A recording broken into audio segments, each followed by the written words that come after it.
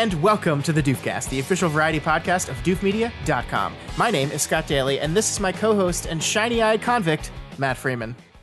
You gotta dig up a doctor, and you pay him 20 menthol cools to do a surgical shine job on your eyeballs. Except, that didn't actually happen.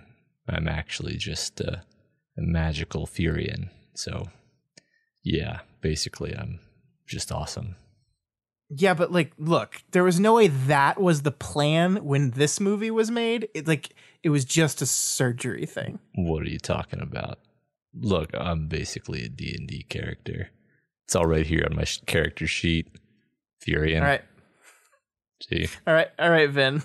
Just because you like D&D and you're like a big muscly person who likes D&D doesn't mean you can flaunt that every freaking moment.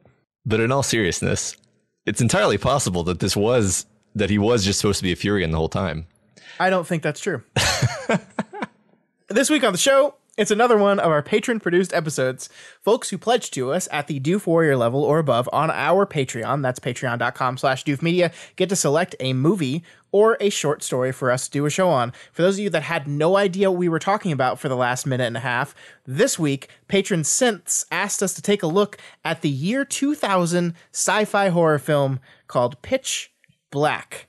So we're going to be talking all about Pitch Black. It will be full spoiler discussion. We might even kind of get into Riddick, maybe. Yeah. Neither of us watched Chronicles of Riddick or Riddick in preparation for the show, but they are two movies we have seen. So we might we did just kind of talk about Chronicles of Riddick in the intro. And I talked about Chronicles of Riddick: Escape from Butcher Bay, the Xbox game. You played a video game? This was years and years and years and years ago. All right, so that's all we're doing this week. It's one of those episodes where we just feel like we have enough to say about Pitch Black that we're not going to go off and talk about the state of movie theaters or anything. And plus that conversation just depresses me. So we're just going to talk about Pitch Black and that's it. And then we'll go home and we'll have a nice weekend. Sounds good. I like how I said go home as if that's a thing that people do anymore. Yeah. Because we're there. We just are there. All right, Matt, let's talk all about Pitch Black. If the man is gone, he's gone. Why should he bother us? Maybe to take what you got. Maybe to work your nerves. Is he really that dangerous? Only around humans. Zeke! All you people are so scared of me. But it ain't me you gotta worry about now. Whatever it is, it got Zeke and it nearly got me. Get it off me! Matt, what is Pitch Black about? A commercial transport ship and its crew are marooned on a planet full of bloodthirsty creatures that only come out to feast at night. But then they learn that a month-long eclipse is about to occur. Written and directed by David Twohy. Did they ever say in the movie that it was a month long? No. I thought they didn't know. They just imply that it seems like it'll probably be so long that they can't just wait it out. Right. Which, whatever. Yeah, good, fine. Yeah, so this movie, as you said, was written and directed by David Twohy, who's a pretty prolific screenwriter, actually. I didn't know how many other...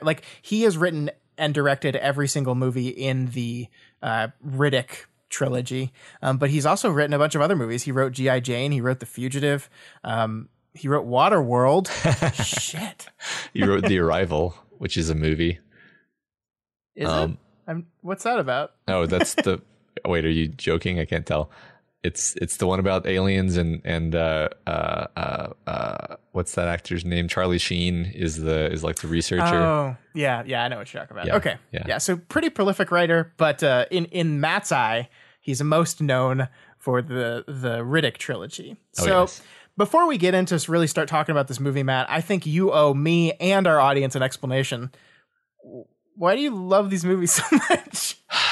These were movies I adored when I was probably late teens, early 20s, just as being like fun sci-fi adventure. If you remember the filmscape at that period of time, there just wasn't a lot. Like they hadn't done the thing where they were cranking out these fun, good Marvel movies. We weren't making a whole bunch of Star Wars movies that were good. there just wasn't a lot of like just a good solid sci-fi action adventure movie, and these movies fit that bill really nicely in a way that was especially appealing during that period of time. The question of like, do they hold up? Honestly, the reason why I prefer to talk about Pitch Black rather than talking about Chronicles of Riddick is that I think Pitch Black probably holds up better, not CGI wise, but in terms of being just a good movie. Yeah, no, I think you're right there. And I was a little bit delayed there because I was doing some Googling because I wanted to see what the late 90s in science fiction looked like. And it's a pretty rough time. It's a wasteland. It's a pretty rough time.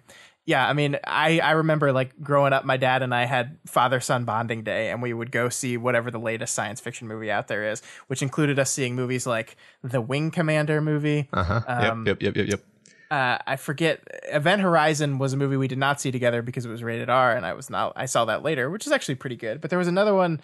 I can't remember the name of it. Like this kind of like there were these series of sci-fi horror-y movies that came late 90s, early 2000s, and a lot of them were very, very bad. Very bad. Some of them were pretty good, but and I do think, especially on rewatch, that this movie falls into the pretty good category. For sure. Yeah. No, like I mean, I don't think it was just nostalgia on this rewatch where I was like, yeah, this is actually a good movie. I think Chronicles of Riddick requires a lot of patience of you. It's just full of like random silliness in a way where I didn't want to talk about it. I just didn't want to have to like apologize for its ridiculousness. Whereas this is just like, it's solid. It's solid script, solid acting, fun. The strength of this movie is its simplicity, is that there's just not too much they have to do. It's like, it's just a day in the life of people marooned on a planet with night bugs that kill you.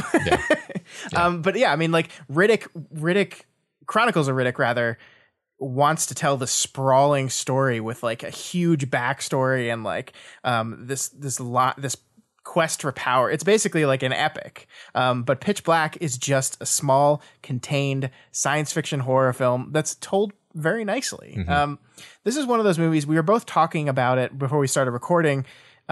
Patrick H. Willems, the YouTuber, just did a video on Predator, and for the life of me, I cannot remember what he called Predator, but he called it one of those movies that starts out to be one thing, and then in the middle of it kind of pivots to become something else. Like Predator starts out being a very typical standard action film, and then at about the halfway point, pivots to being a slasher, an alien sci-fi slasher. And this movie, I think, my memories of it were that the daytime segments took up way less time than they actually do.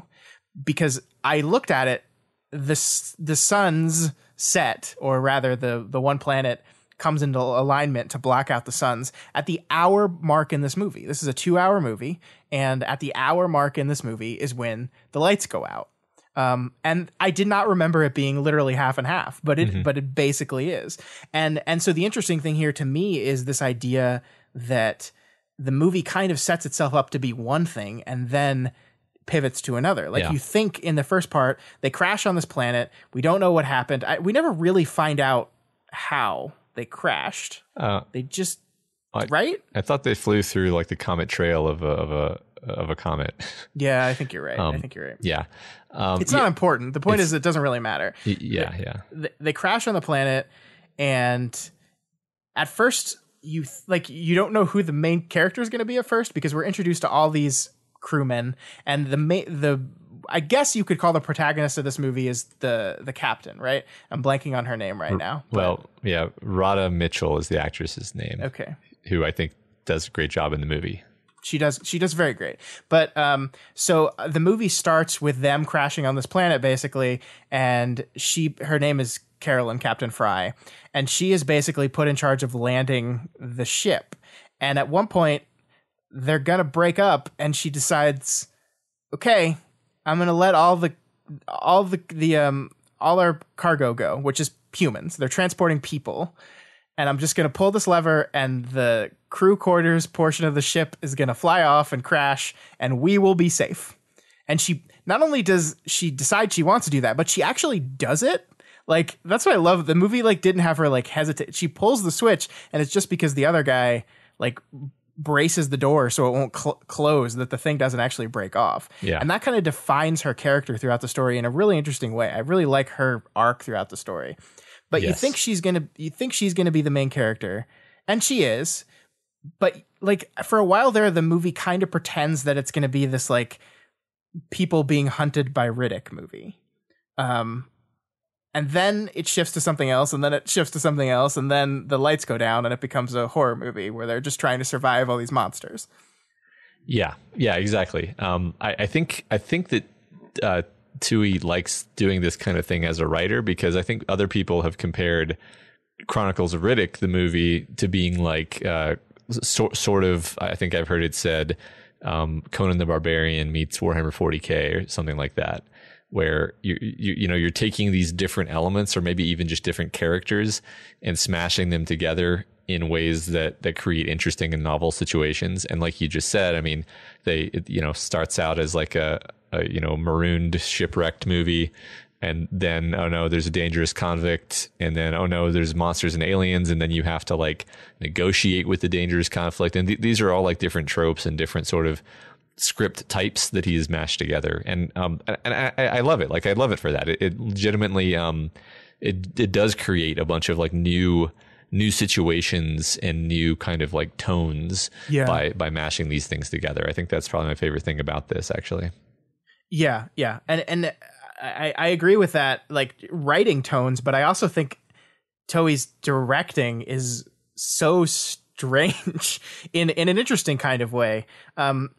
I think the first thing we should say is this place has 2 suns or 3 suns. I don't remember. There's a lot of suns. Yeah. So basically, when they land there, it's never dark, but there's also different suns with different light. So he does this really cool thing where all of our characters for most of the movie, or most of the first half of the movie, are awash in a different color. And he kind of color corrects the film to almost like, it's almost overpowering, right? Like when it's light out, it's bright. It's so bright that colors are washed out, that you really only see everything through one specific color. Like, or actually, I think 3 specific colors, because he rotates through them based on which sun is out at the time. And I think it's a really interesting look. It gives at least the first half of film a very unique feel. It like looks very specific. And it looks like, and it's interesting because this film like kind of looks like it looks cheap. It has like a cheap, campy sci-fi aesthetic a little bit, but also at times beautiful. Yeah, right. I mean, I swear some of these props have been reused in other movies that I've seen. But yeah, I mean, I agree. I actually like David Toei, whatever, as a director. Like, he does a lot of weird characteristic things where it's very striking, and like you almost think it shouldn't work, and then it actually works really well. There are a few sequences in particular. I'll let you start talking about that, because I think there was one in particular you wanted to talk about. Yeah, when the ship crashes or is about to crash into the ground, he kind of goes nuts with the camera, where he, first of all, he switches out the lens that's on our protagonist is like fishbowled.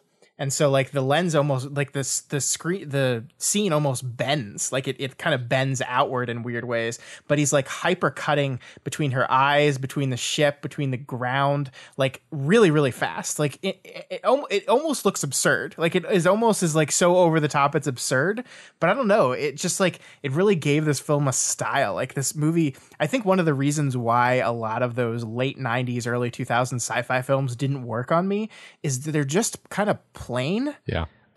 And what he's done here creates a style. This movie has a personality, and it really comes through in those crazy cutting moments like that crash.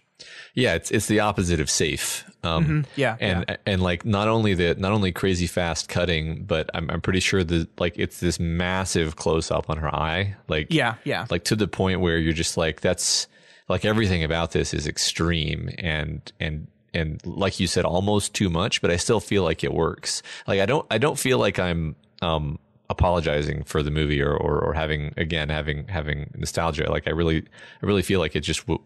It's cool that it works. There's other things that he does at other points where like, there's a point where like Riddick is walking out of the ship and he's just in like super, super out of focus intentionally and like holds on this really out of focus shot for a long time. So it's basically very stylistic in a way that makes you just into it more.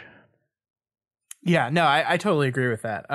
And there's other moments, like, have we talked about the moment where Riddick's on top of the chair? No.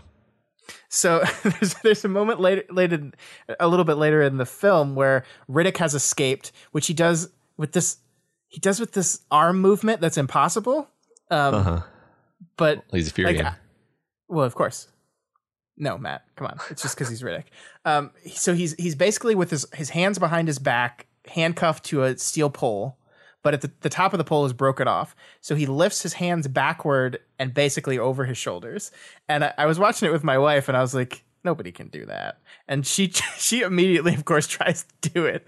And she succeeded, but it's because she let her arms swing outward. And I was like, no, you pretend you're handcuffed. Yeah.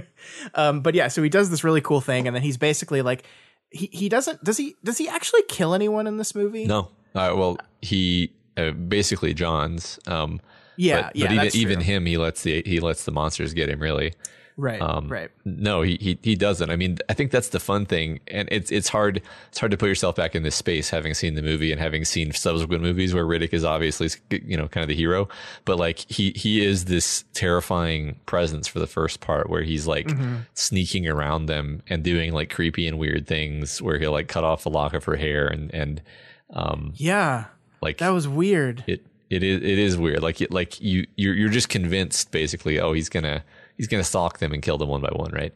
And then the movie sort of takes this. It is fun the way in which it sort of does the like convict with a heart of gold thing, because really I do love this how up till the very end you think there's a really, really good chance that he's just stabbed her. In fact, I think maybe the first time I saw the movie, spoilers, it ends with the woman goes, so he goes back to save everyone despite his better nature because she implores him to, or despite his normal nature, I should say. Then he gets left behind and she goes back to save him. And then as they're struggling back to the ship, you hear like, the sound of grabbing or stabbing or whatever, and you're like, oh no, he's killed her. And I really thought like, oh man, like I'm so mad at the movie for making me like this guy, and then he does that, and then you realize it was actually the alien that got her.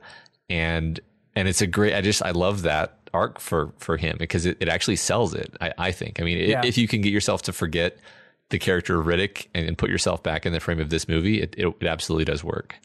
No, I totally agree with you. And that's what I was trying to do with the movie. And I think, as much as we have future knowledge in our head, I think the first part of the movie does go the extra mile to sell us on that, because you're right. The way they film him is really creepy. I mean, to get back to the scene that kind of started this conversation, there are two people hanging out inside like a cargo cabin, and they hear someone coming, and a guy walks in the door, and someone shoots him in the back because they thought he was Riddick, who's loose at this point. And then it's the goofiest shot ever, because the guy's like, I thought it was him. And then he like leans down exposing the frame. And it does this like rack zoom to Riddick, like on top of a lawn chair on top of a statue, just like chilling.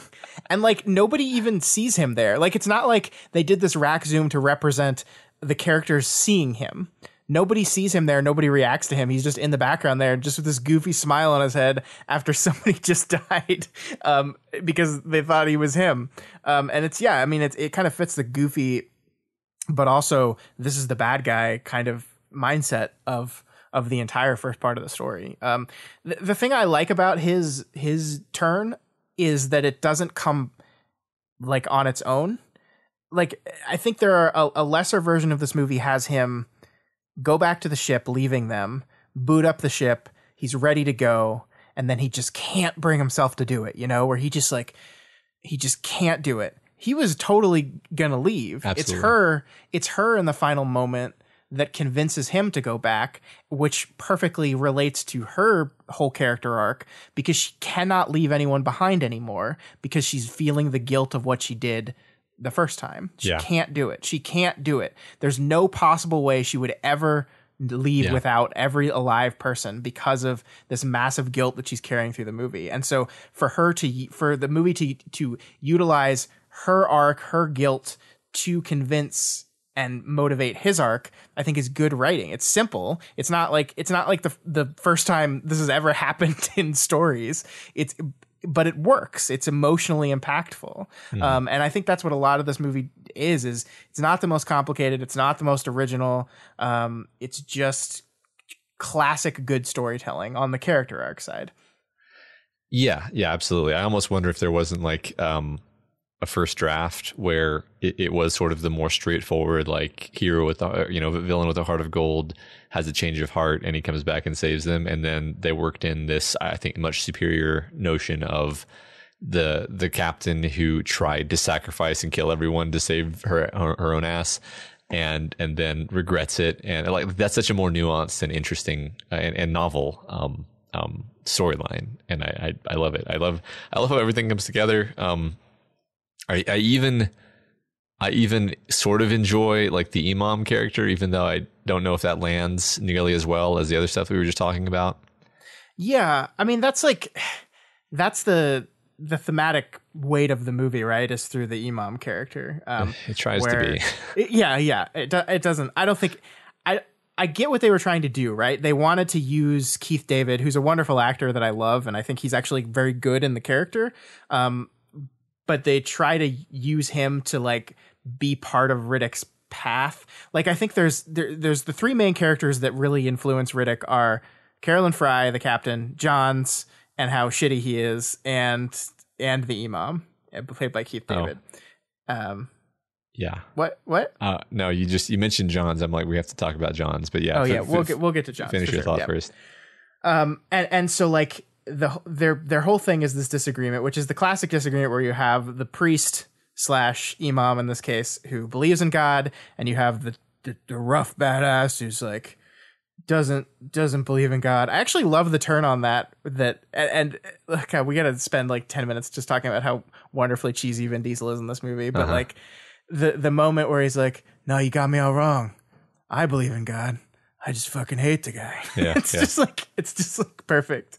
But yeah, I mean, he's trying to motivate this idea of like, I guess a sort of divine providence. I mean, with the idea that like, bad shit happens, but like you could argue that God brought Riddick to them, and that's the only reason the people that do survive this. If Riddick wasn't on the ship, they would have all just died there. Yeah. And so I think that's his angle on the whole thing. And I don't know, man. I don't know how much it works. Right. Yeah. It's all part of a plan so that he can go and take over the necromongers and then. Well, yeah, you just got to ignore it. So the stuff about it that always kind of jars me about that particular part is like those are actually his sons. Like they're not just like boys who he happens to be traveling with. Wait, so, I didn't know that. Yeah, I mean it says this in all of the like supplemental material, which is like I almost don't know if that can possibly be true because the way he reacts when each of his sons is picked off and horribly killed is just like, oh, it sucks. Oh man, shoot, and then it just moves on, right? Like he doesn't leave the world like a man who has just lost his three sons should behave, right? Sure. So honestly, that's always been the part that's bothered me more than like the man of faith versus, that's fine. And I do enjoy the horrible ultra-violent gore of the boys being, torn to pieces and eaten. Oh my God. That's the best. It's pretty rough. It's pretty rough. Yeah, this movie's pretty gory. Yeah, it definitely is. It revels in the gore, and I don't mind that. I think that's all in good fun. Sometimes you need monsters just rip dudes' heads off and rip pieces of them. And I think Fry gets ripped in half, right? Her death is pretty fucking brutal. Fry is. That's the captain. It just takes off with her into the darkness. Yeah, they gave her an okay death. Yeah, well, It's sure, something horrible happens to her off screen, surely, but yeah, but we didn't see it, so it doesn't count. That's the true. woman who can't lay down when the sun first sets that gets the horrible, like we see the two halves of her being eaten, being carried off separately, and she's still screaming as she's carried away. And yes, and then Riddick just like stands up like it's nothing, brushes off his hands. Yeah.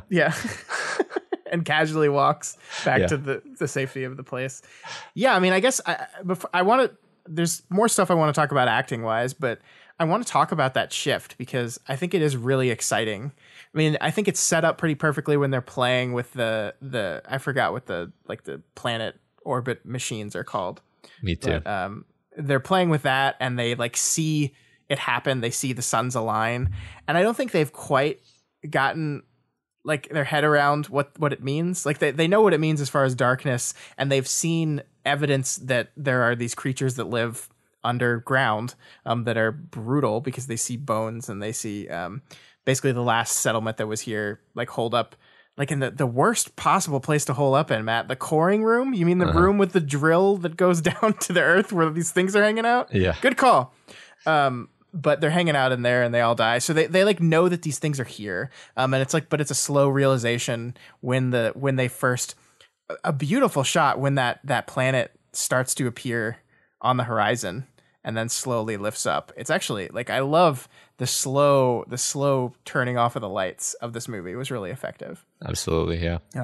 But then everything shifts and it gets really contained, right? Like we spend some time and we're meeting all these characters and there's lots of different characters and there's a few different shots where they're going back and forth between the settlement and the ship and the cargo little container that has the booze in it, which ends up being really important, which is a lesson to you. Always bring booze with you on any kind of interstellar trip. Absolutely.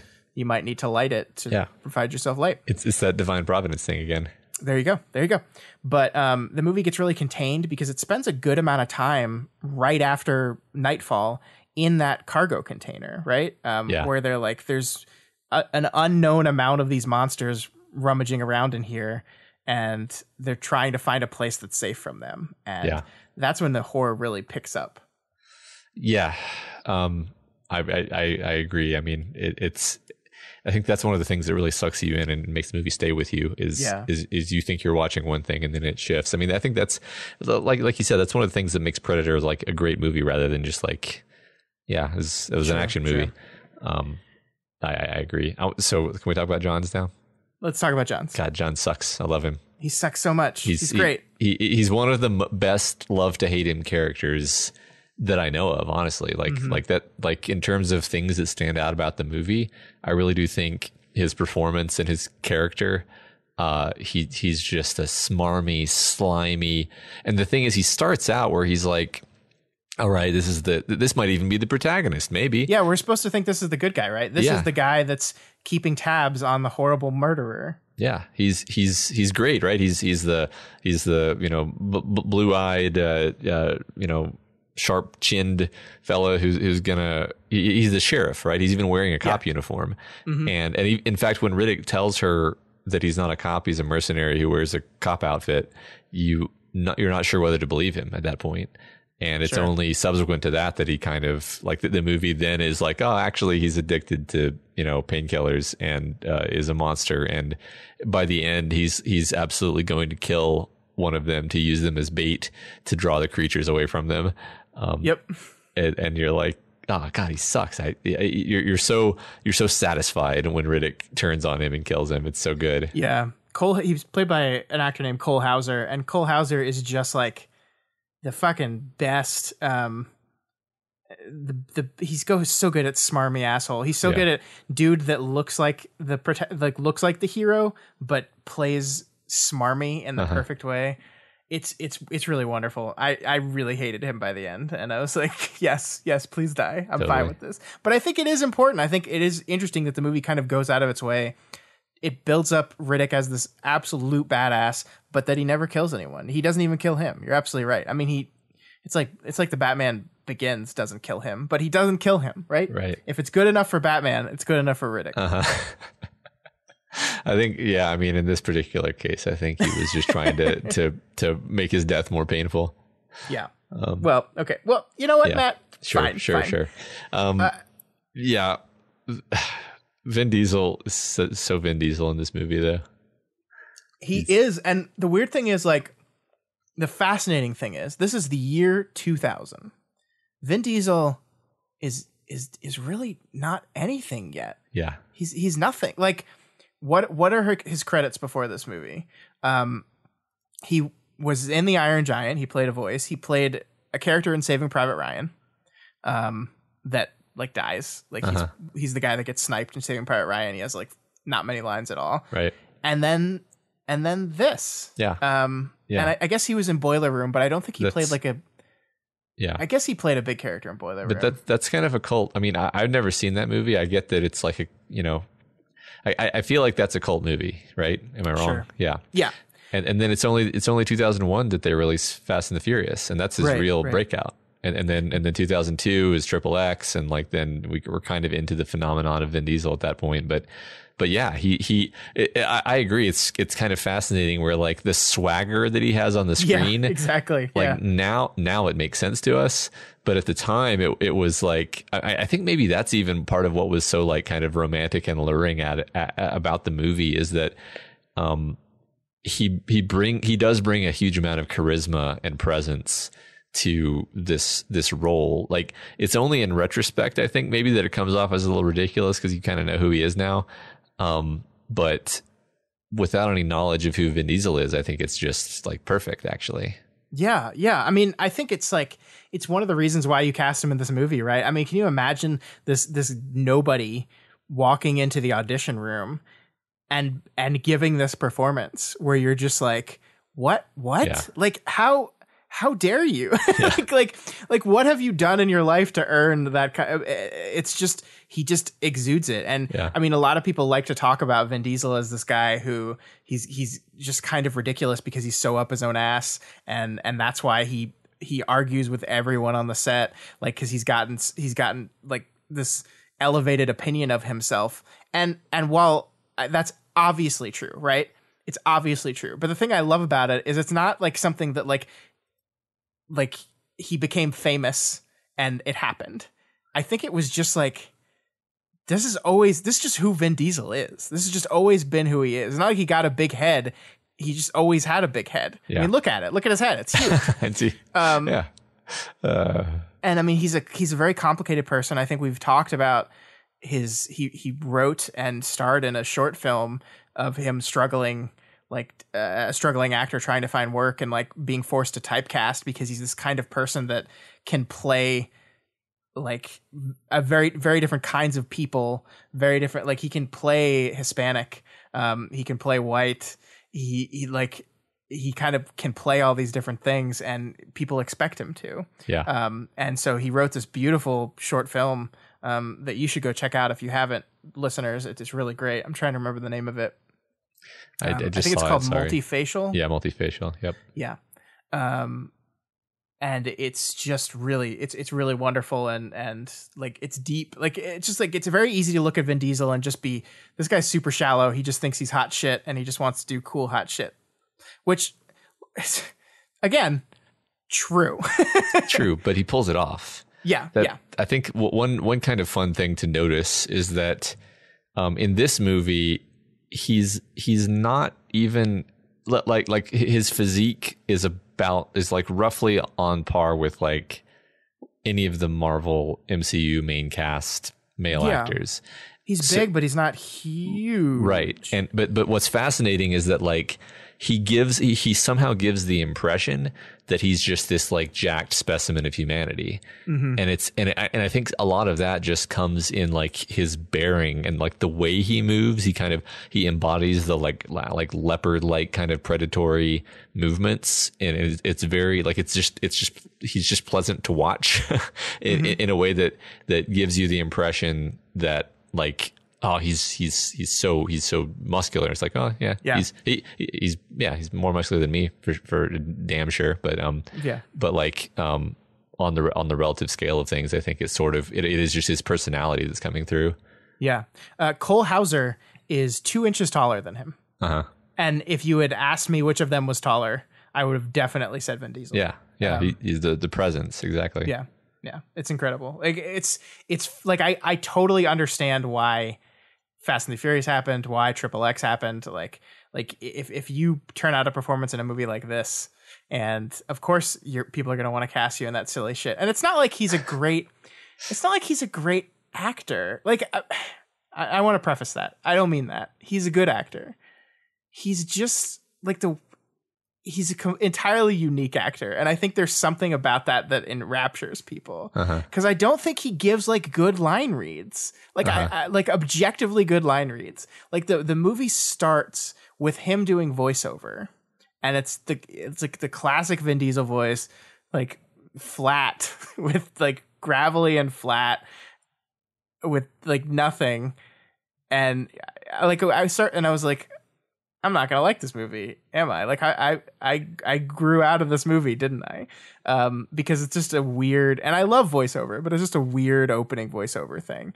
But then like I think it navigates the goofiness with the seriousness and the badassness in a way that is just wonderful to watch. It's like it's a different kind of charisma from The Rock. Like it's a totally different kind of charisma. But it is charisma still. Yeah.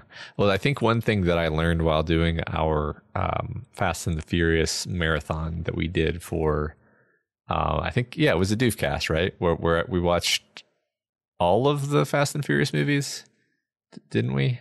I did. I don't know if you watched all of them. Well, I definitely watched, you watched a lot of them. I think I watched the first 5 at least. There may have been some in there that we didn't. But the point is, I kind of realized after watching those, like, oh, this is just who he is. He just thinks he's this awesome. Like it's not, and part of that, like it's a kind of self-important, ego that is actually it may have been attractive to me when I was 19 and is less so in my 30s, where I just see that as like, oh, that's actually weakness, but whatever, it still works in this movie. That's the thing. It's still, I think maybe it borders on not working in the Fast and the Furious movies. And I think that's why you kind of have to take those as like, these are just silly. You don't have to apologize for this movie. You don't have to be like, it's just silly. It's like, no, his performance works. It's if anything, it's one of the main reasons why the movie works as well as it does. Yeah, it's got a lot going for it. I think if you look, what his performance needs is a varied cast of supporting characters who like play off his silliness in certain ways, play off his seriousness in other ways, and kind of counteract him. Yeah. I think that is why the movies he's in work very well. And I don't think Vin Diesel would be happy to hear that, because I think he thinks the reason why these movies work is because of me. That's not entirely true, because I think he is Dominic Toretto. Like, he is his character in Fast and Furious. Like like the concept of family, the concept of having these people around him he loves. The difference is Vin Diesel thinks, this is my family, but I am definitely the head of it. Like this is my family. Like it's me and it's my family. And that is something that a lot of the other actors don't like too much, including The Rock.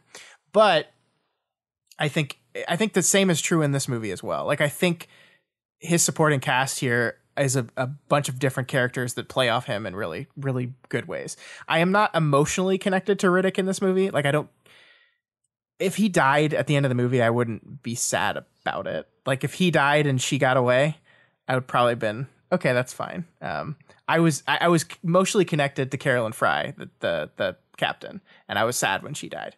But it does, just because I'm not emotionally connected to him doesn't mean I don't think he's cool. Like, he uses his cool knife and kills he finds a blind spot in the creatures and exploits it. It's badass. Yeah. No, I agree. I mean, I actually don't think he's the protagonist. I think she is. I think her arc is a tragic arc. but redemptive, I think, right? She goes back for him. She goes, yeah. She gets her redemption, but she dies, and that's what makes it tragic. Yeah, I mean, I think it is. It does start out with his voiceover. In retrospect, it almost feels like the sort of thing where he almost like would have insisted on it, but it really does. It really starts with her functionally, because she's the one who's having to pilot the ship and make all the decisions, and Riddick doesn't say another word past the voiceover for a good chunk of the movie. So yeah, I don't even know why they did the voiceover. Like, I don't think the movie actually needs that. No, it's at all. Yeah. Well, that's the weird. See, this is the thing. Like, I know that you thought I was joking earlier, but I really feel so. So the Riddick character, I'm pretty sure, is like his character from some, like, not literally Dungeons and Dragons, but some tabletop game that he played. I think that he brought this Riddick character and was like, yeah, this is Riddick. He's a Furion. He has like special powers. He's super badass. He can see in the dark. And I literally think like stuff like, yeah, my brain doesn't go to sleep when everyone else is in hypersleep. Like, oh, that's because he's a magical Furion. That's not, that's literally textual. I could be wrong, but like after being a sort of obsessive fan about the RCU, as I'll call it, the Riddick Cinematic Universe.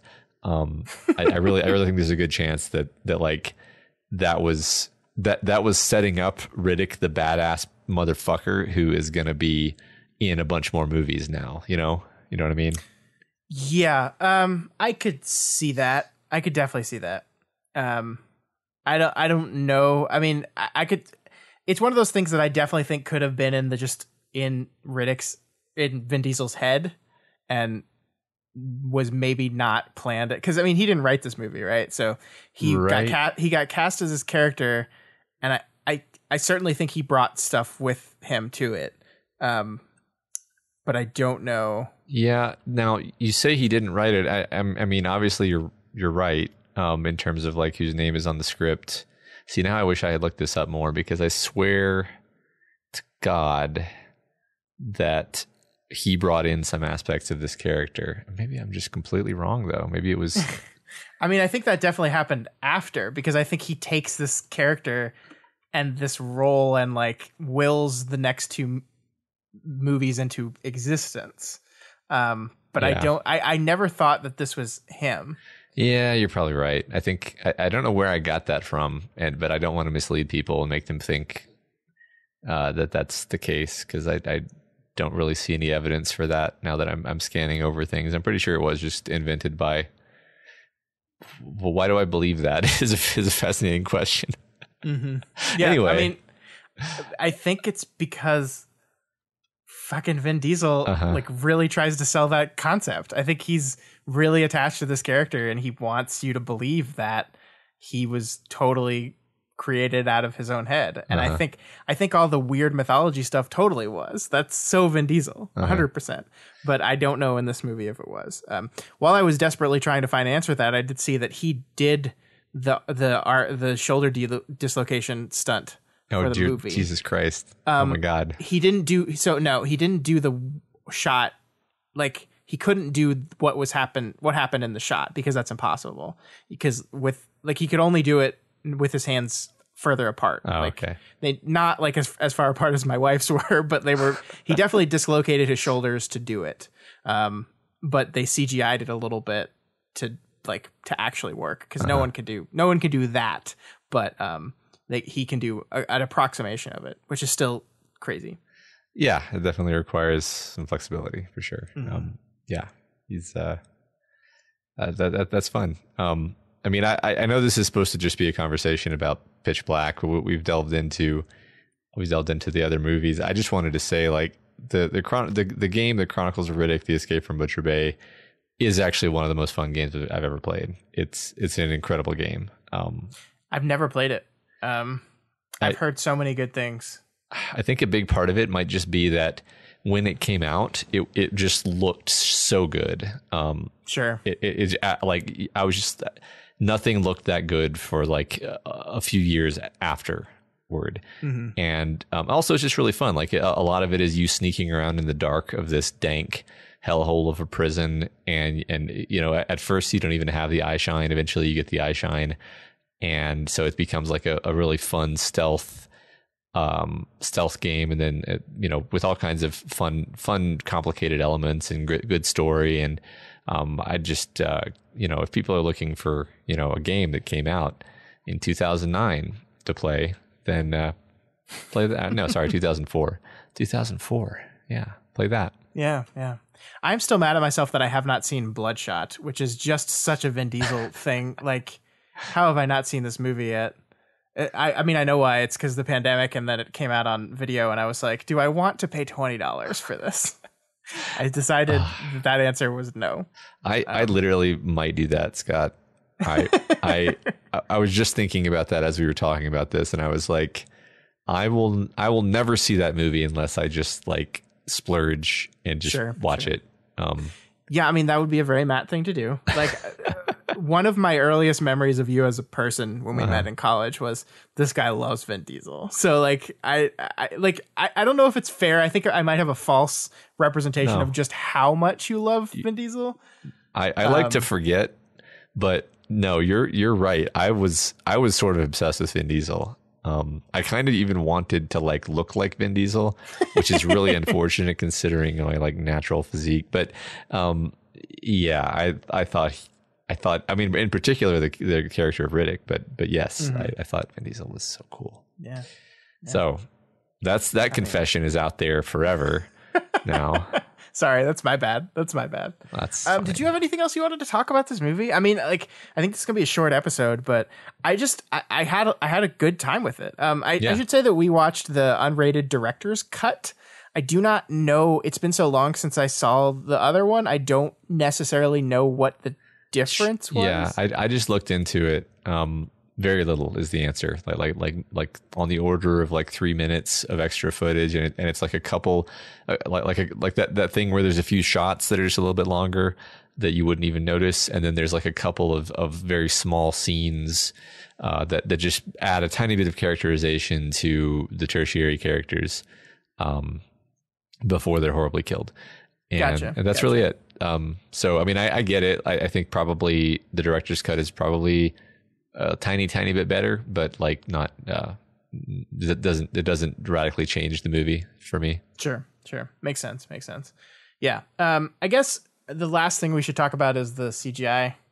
Yeah, which is just not great. No, the monsters, I think the design is cool, although I think it's very inconsistent. I don't know, maybe I was just watching the movie badly, but I think the size of these things is very inconsistent. Well, and I don't just mean that there were the little tiny ones and then the big ones. I think even the bigger ones, I was confused about the size, and maybe there's just multiple sizes. I don't know. Right. I mean, maybe they're just different, like older ones versus younger ones. But yeah, I mean, for sure I mean, if I'm going to nitpick, like they seem to have, okay, this is going to be my number one, like nitpick, which I don't even really care, but whatever. Like they seem to be really, they react really inconsistently to the light. Yeah. And like the scene where one, and also they're like usually really dumb and nearly blind, and then they'll do things like sneak down a sheer cliff face and wrap their tail around the boy's neck and crawl away with him. Right. Like, okay, how, like, that's not really consistent with how they're portrayed as normally, because and whatever, like I think a lot of it is technological limitations, but I mean the design is also frankly just a bit goofy looking. They have like a hammerhead kind of thing. It's like a hammer, like they just don't, like, if you were to just see a picture of it, it's like, yeah, that's an interesting looking alien design, like for sure it's cool, like it's cool in the sense that it's creative, but nothing about it strikes you as like scary in and of itself. Sure. Yeah. So yeah, I wish they were personalized just a little bit more. Like there's a moment in the movie where they're running through the canyon and they start killing themselves. They start killing each other above where the humans are running, right? Yeah. And I wasn't clear if they were doing that to like throw bodies that they hoped hit the people. Uh-huh. And then like the blood starts kind of raining down, and like for a brief moment I was like, are they trying to like drown out the firelight with like a rain of blood of each other? And I don't know the answer to that question. I think that'd be kind of cool if they were trying to do like clever things to stop these people, but I think they were just fighting. And like, I agree with you. It's very inconsistent about like when they were leaving people alone versus when they weren't. Like, I love the fight between Riddick and Cole Hauser, but I don't understand why they didn't just both die right away. Like right. If these aliens are able to like sneak up and just yank someone away, even though they're surrounded by flame, how is you setting down your bottle on the ground, lighting up your arena of fighting enough to make it so neither of you are in any kind of danger until the opportune moment? And the thing is, I ultimately don't care, because it's really, I think, more about like these small individual moments that they want to create. Like I absolutely love the part where the English guy freaks out and crawls away, and then he's sitting there in the darkness, and he blows like a puff of flame from his he takes a mouthful of alcohol and he spits it through the lighter, and you see a gout of flame, and you see he's surrounded by them, and it's like, that's awesome. That's an awesome shot. Doesn't completely doesn't like hang with the rest of the way these things are supposed to behave and so forth. Whatever, it doesn't matter. It's a great shot. Totally, 100%. I mean, we haven't talked about I think the concept is just really cool, right? Like this idea of like these people crash on this planet, and then the sun goes away, and it turns out all these aliens on the planet that thrive in the darkness, and you're fucked now. Yeah.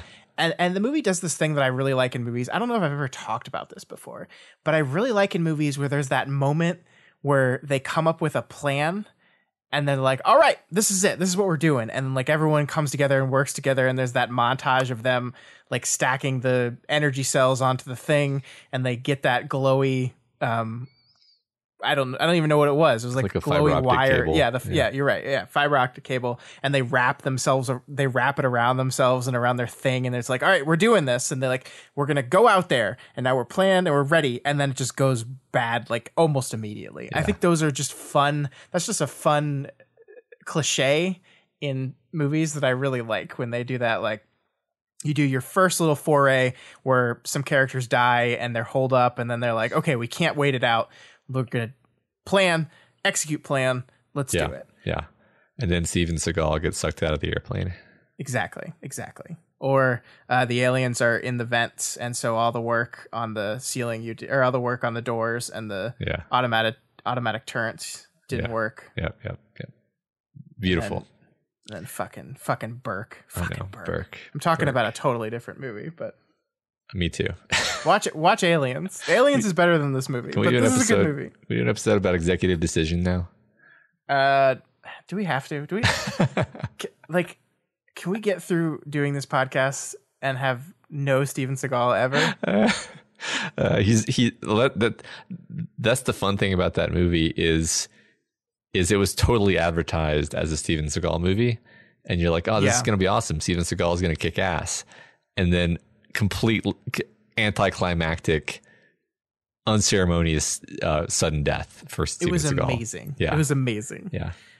Steven Seagal is an enigma for me, Matt. I know we're off topic, but we are. Let's do it. He's not charismatic. He's not good at martial arts. I don't understand why he's famous. I think it's just like sheer force of ego, honestly. Yeah, I think he just lied his way into fame. I really do. Because he pretended like he knew all this martial arts stuff that he didn't. He didn't actually know any of it. I don't know. I think he might actually be an Aikido guy, but the thing is, Aikido is like the least appealing martial art to look at. So everything he's doing in the movies is super fake, and it would never actually work that way. Are you sure he's an Aikido guy, or did he just say he's an Aikido guy? Well, see, there was actually a Behind the Bastards about him, and that's a podcast where they talk about where they rip on people. Where they talk about bastards, like Steven Seagal. Bastards, and like they don't pull any punches, as it were, on Steven Seagal. But one thing they do like acknowledge is that he actually has these like black belts that he claims to have. I think. That's the least confident. The least confident. Oh my god. Yeah. So he maybe possibly kind of has black belts, but that doesn't explain. There's a lot of people in the world that have black belts and they don't become movie stars that can't act or do stunts or have no charisma. He's a crazy person. So here's the thing though. Executive Decision, not a Steven Seagal movie. It's a Kurt Russell movie. Okay. Which is a completely different thing and ought to make you love the movie. Yes. Okay, good. I like the movie. It's good. Fun, but Steven Seagal's, he's even on like the poster, right? He is. I think people got mad about that. yeah, I think so. So this has been our discussion of Executive Decision. I think that's it on Pitch Black, though. Yeah. I like one thing. I just want to say I think I like Riddick maybe more than this movie. Not Chronicles of Riddick, the 2013 one, Riddick. I think that's a very fun idea of a movie where like the first half, it's kind of like Pitch Black in that it kind of shifts gears. The first half of the movie is just like Riddick surviving on a barren planet, and he just does cool badass stuff, and then gets like a doggy pet. Yeah. I've only actually seen that movie one time because I didn't discover it until kind of late. I like that one a lot too. No excuse, Matt. No excuse. I know it's really kind of just ridiculous. But I recommend that one actually. Chronicles, it's like it's wacky. It's really wacky. Definitely wacky. I remember so little of it except that like, it's so confusing. Oh, I remember it super well. I watched it a million times. I loved it, but I know that I have grown out of it. So sure, fair. All right, I think that is it for Pitch Black and kind of Chronicles of Riddick. Although I would love to return to that movie, Matt, and kind of talk about it with you because it'd be fun. Maybe one day. One day. So that's it for us this week. That's all we're doing. If you have any opinions on Vin Diesel, Steven Seagal somehow, Executive Decision, or most importantly, the movie Pitch Black, please feel free to reach out to us via email at doofmedia@gmail.com or over on Twitter @doofmedia. Yeah, if you're not already subscribed to this podcast, we encourage you to do so and ensure you never miss an episode. You can find us on iTunes, Stitcher, YouTube, Google Play, and pretty much anywhere else podcasts can be found. And you can find this and all of our shows, including our newest show, Pale Reflections. That's Ruben and Elliot's new show covering Wild Bo's Pale, the newest story in Wild Bo's ongoing oeuvre, right? Yeah. That's how you say that word. Yeah, absolutely. So if you liked Pact, if you liked Deep Impact, Elliot and Ruben's show covering that book, I think you're going to like this. So head on over to doofmedia.com. There's an announcement right there for Pale Reflections, and you can subscribe and follow along with that story as it is written. Yeah. And if you want to support us, consider becoming a patron of Doof Media. You can head on over to doofmedia.com. No. Patreon.com/doofmedia and pledge $1 a month or whatever else you can afford. This show right here, this episode only exists thanks to the wonderful generosity of our longtime patron Scynths. Thank you for having us revisit this movie. I would not have just sat down to watch this movie probably without this urging. For sure. I haven't watched it in years. I was really pleasantly surprised actually to find that it did hold up. It does, yeah. And yeah, obviously, I mean, we really enjoyed talking about it, even if we did go on tangents. But, sometimes the tangents are part of the journey.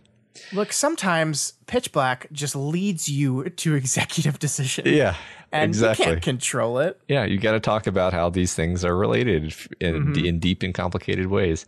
Indeed. Yeah. Also, please consider rating and reviewing the Doofcast on Apple Podcasts. Every review helps us get more exposure and introduces new people to the content that we make here. That's right. All right, we will see you all next week when we are going to be talking about Spider-Man Into the Spider-Verse. We've talked about this movie on the show a little bit on our, I think one of our year-end episodes and our decade end episode earlier the end of last year. We talked about it, but we've never really sat down and talked about this movie, Matt. And our council, the Council of Doof, has voted to put this one before our eyes and put it to a vote to all of you to see if this movie deserves to be in the canon of the best films ever. So we're going to watch it and we're going to talk about it next week, and then we're going to leave the decision up to you. So that'll be on next week's episode, Spider-Man Into the Spider-Verse.